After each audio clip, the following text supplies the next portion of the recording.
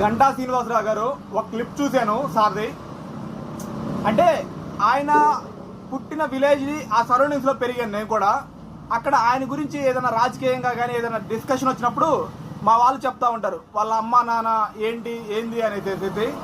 ఆయన గురించి ఇంటర్వ్యూ చూస్తే ఆయన స్టార్టింగ్ చాలా డౌన్ నుంచే వచ్చాడు కాబట్టి ఆయన ఫస్ట్ స్టార్టింగ్ బిజినెస్ ఎలా స్టార్ట్ చేశాడు అనేది చూస్తే ఒక ప్రత్యూష అనే కంపెనీ స్టార్ట్ చేశాడంట. అది అంటే వైజాగ్ పోర్ట్లో ఒక కంటైనర్లు అంటే లోడ్లు వస్తే వాటిని అన్లోడ్ చేసేసి మళ్ళీ పంపించడం.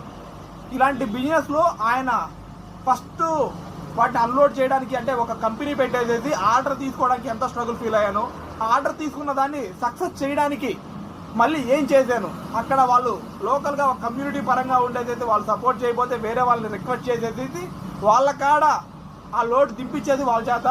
దానికి అవసరమైన